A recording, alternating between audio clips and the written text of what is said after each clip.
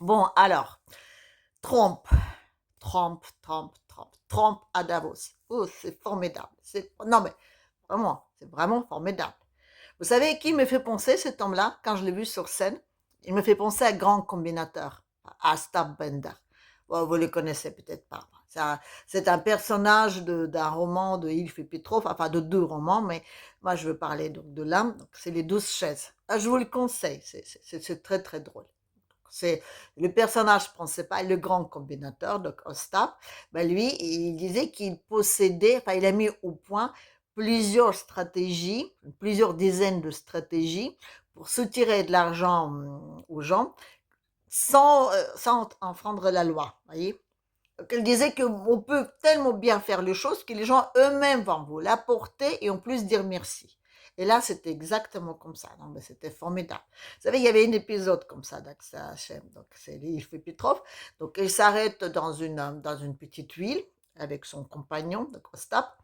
Bien sûr, il a plus à rond. Il faut bien trouver de l'argent pour continuer leur mésaventure.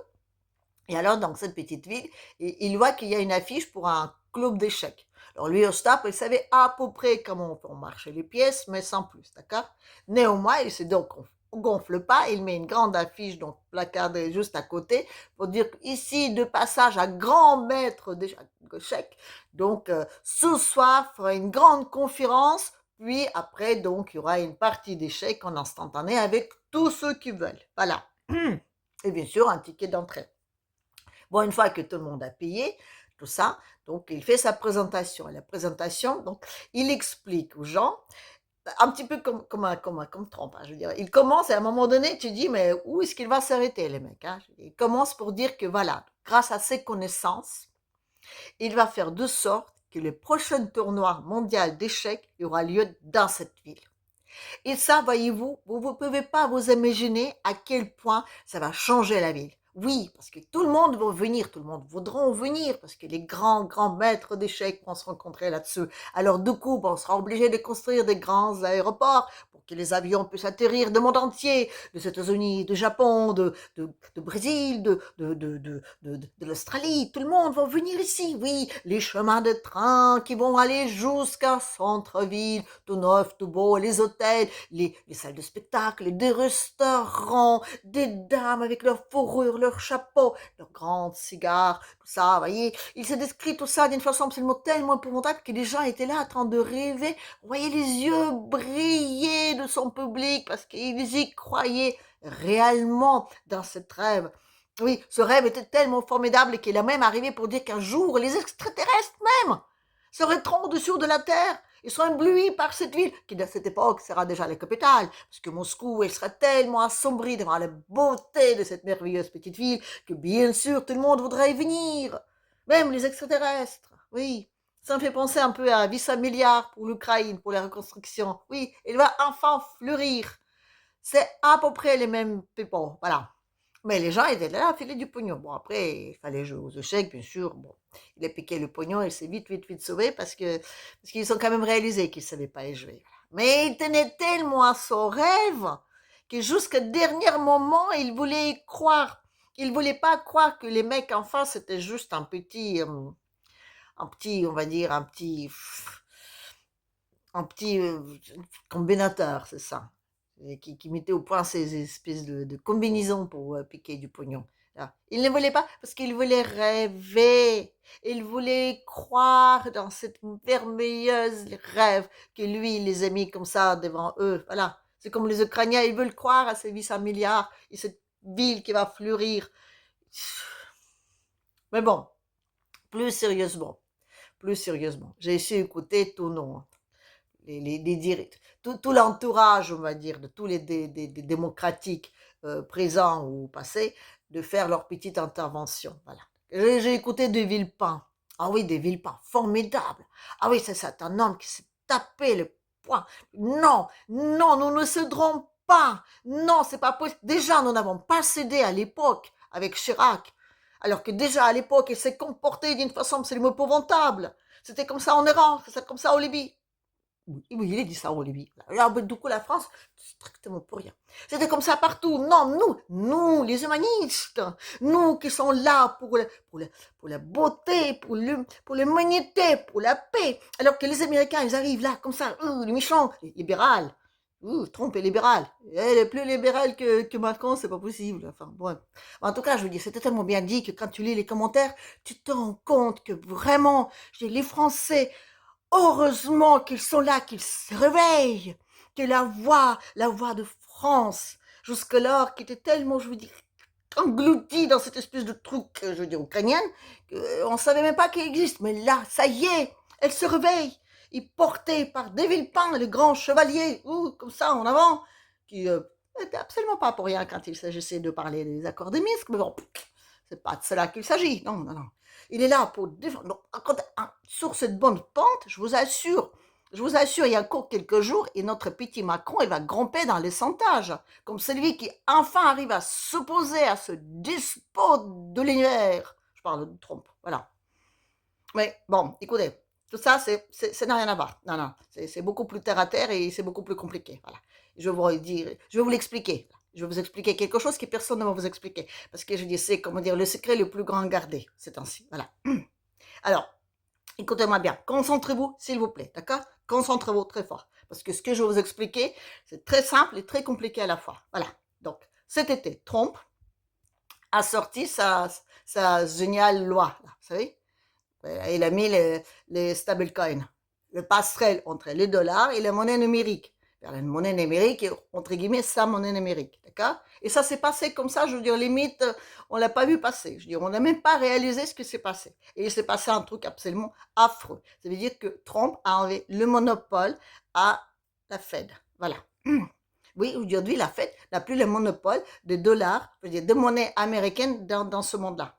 Sauf que pour que les monnaies de Trump fonctionnent, il faut la garantir par quelque chose. Voilà. Et pourquoi est-ce que le dollar était garanti quand on l'a mis sur les marchés? Et à l'époque où il n'était plus garanti par l'or, il fallait bien quand même, je veux dire, que les gens en demandent de dollars, hein? Eh ben, c'était le pétrodollar. Voilà. Et Trump, aujourd'hui, il essaie de prendre sur sa petite coupe, comment dire, tous les marchés de pétrole, du gaz ou autres, toutes les ressources. Il faut que toutes les ressources qui se vendent dans ce monde passent par sa caisse. Ici, pas tous, au moins un tiers. Et si un tiers passe par sa caisse, les dollars, ben, on n'en a plus besoin. Voilà, donc c'est lui qui devient, on va dire, le nouveau maître de l'argent, peut-être pas du monde, mais en tout cas de son petit univers. Et ce qui peut permettre aussi à reconstruire un petit peu les États-Unis, parce qu'il a besoin d'argent pour ça. Et tant que le dollar existe, dollar qui n'est pas une monnaie américaine, non, les Américains l'utilisent, mais c'est une monnaie indépendante. La Fed, c'est une boîte privée dans laquelle il y a énormément d'Européens en plus. Je ne dis pas de l'Union européenne, je dis des euro-atlantistes, c'est ça. Voilà. Il se sert de cette monnaie-là. Il sert même contre Trump. Voilà. Et c'est eux qui voulaient donc devenir les maîtres du monde, puisqu'ils possèdent déjà le monde au moins 20 fois, voire 30 fois. Voilà. Et donc l'idée, il est là. Ça veut dire que Trump, aujourd'hui, il va sécuriser la garantie de la monnaie qui sera autre que le dollar. Parce que tant que le dollar est une monnaie de réserve et qui est aussi la monnaie des États-Unis, personne ne va intervenir, enfin investir dans l'économie réelle. Parce que l'économie réelle, c'est trop de risques et ça ne rapporte rien. Les dollars, enfin je dis les marchés financiers, ça apporte, je dis, hyper bien. Donc les gens ne vont pas investir aux États-Unis. Ils peuvent faire tout ce qu'ils veulent, les tarifs, les ceci, cela, tout ça c'est juste pour faire du brouillard. Non. L'essentiel, c'est de priver le dollar de son monopole. C'est ça qu'il est en train de faire Trump.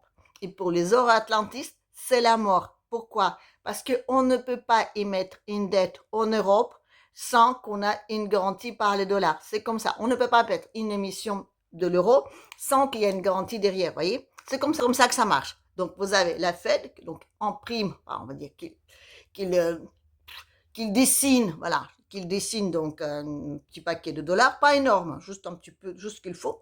Donc, elle le donne à la Banque Centrale Européenne, laquelle le met donc dans le petit coffre et on garantit de cet argent-là, elle peut émettre une dette. Et c'est en remboursant cette dette-là que l'argent se crée, voyez, les dettes des États les plus riches. Et c'est à partir de ce moment-là qu'on peut émettre le budget, qu'on peut faire tout ce qui s'ensuit. Voilà. Aujourd'hui, je vous rappelle qu'on n'a toujours pas de budget. Voilà. Ah ben jusque-là, c'était hyper important d'avoir le budget. Aujourd'hui, on dit, bon, on peut très bien vivre sans. Voilà. Et ça pose de problème à personne. Parce que, je veux dire, on n'en parle pas de ça. Parce que ça, c'est extrêmement grave. Et pourquoi on n'a pas de budget? Parce qu'on ne peut pas émettre une dette. Et sans la dette, on n'est rien. Et là, aujourd'hui, si Trump, il arrive son coup, le dollar est mort, l'euro est mort, l'Union européenne est morte, et il y a beaucoup de gens qui vont perdre énormément d'argent. Et les trucs de Groenland, c'est exactement ça. Groenland, ce sera une façon de garantir la future monnaie de Trump. Voilà.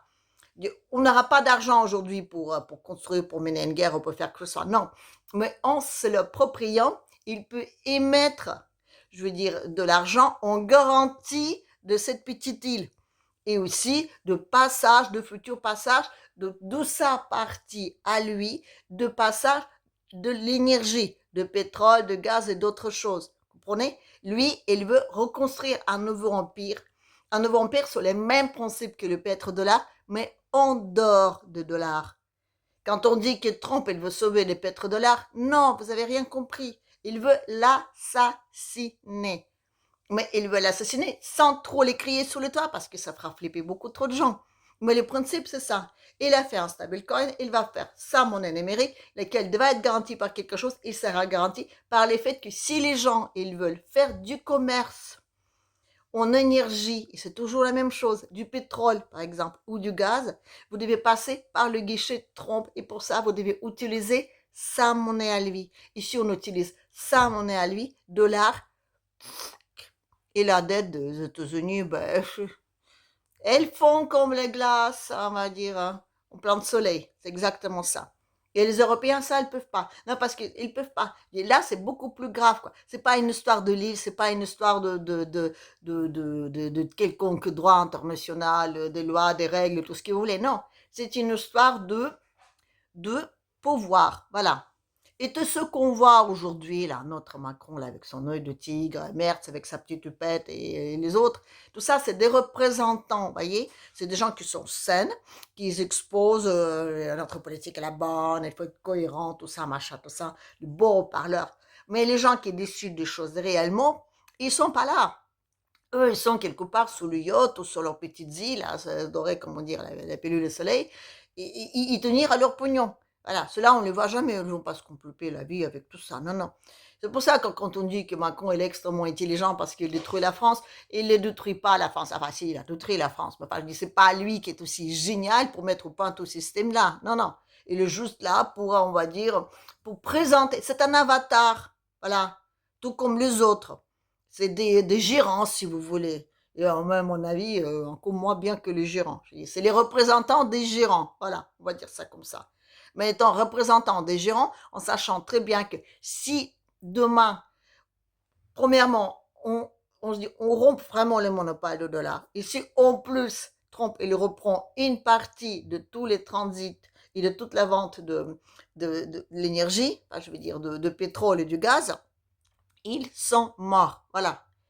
Et pour ça, ben, aujourd'hui, ils ont besoin, premièrement, donc déjà de la Russie. À la base, ils avaient besoin de la Russie parce que dans le monde merveilleux où il n'y a qu'un seul maître, je dis, s'il y a un seul pays qui résiste, c'est pas possible. Donc, il faut absolument, absolument, absolument trouver les moyens, non pas la vaincre, non, non, de la soumettre pour avoir toute l'énergie, à l'eau, etc.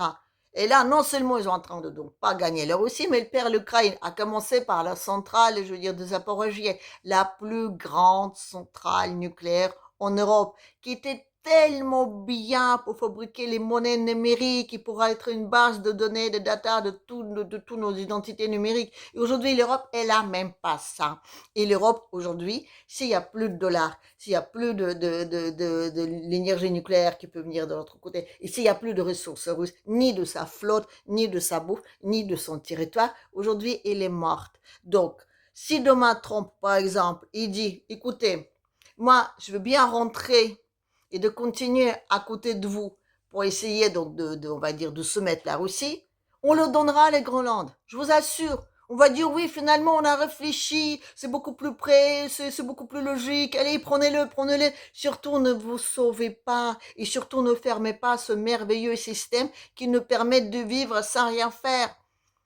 C'est pour ça que tout le monde sont en train de se révolter contre les Américains. Oui, quand c'était Biden, c'était facile. On le prenait par les petites voies, on le transportait, on voulait. Il saignait tout ce qu'il fallait. Elle était plus euro-atlantiste que les euro-atlantistes eux-mêmes.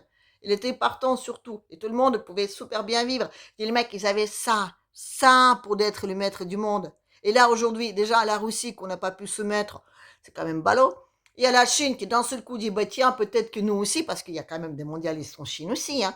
Donc c'est pas si simple que ça mais bon à un moment donné comme il voit bien que a priori peut-être que c'est pas sûr que hein qu'on aura un seul maître du monde et peut-être qu'on peut peut-être trouver une petite autre petite place dans un monde qui sera un monde on va dire multipolaire voyez plus les Américains.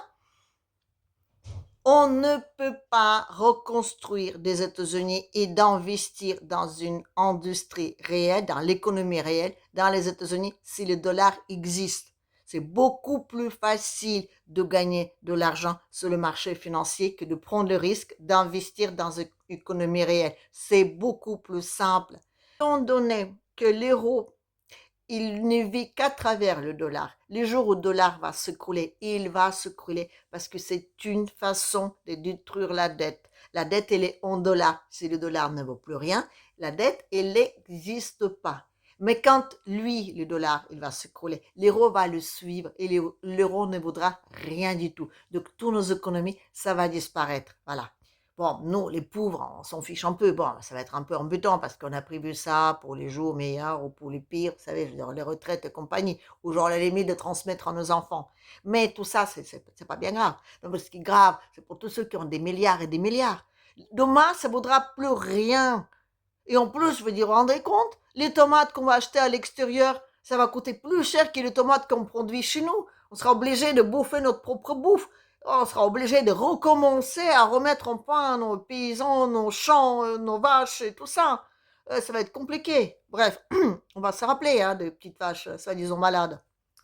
Allez, je m'arrête là-dessus pour aujourd'hui. Tout ça, c'est une information une fois qui est juste là pour vous faire réfléchir un tout petit peu et de ne pas gommer toute l'information, même s'il est dit avec énormément d'élan patriotique pour dire enfin, ça y est, la France revient au devant de un, avec sa voix qui porte. Tout ça, non, non, non, non, non, c'est des pipeaux. Voilà, bref, pensez-y. Comme d'habitude, je vous dis, n'hésitez pas donc de partager, de j'aimer, de me mettre des pouces, de me laisser des commentaires, de vous appuyer sur la petite cloche et pensez aussi à ma petite page Tipeee parce que tant que l'argent existe encore, je veux bien avoir au moins un tout petit peu. Voilà. Sur ce, je vous dis comme d'habitude à la prochaine.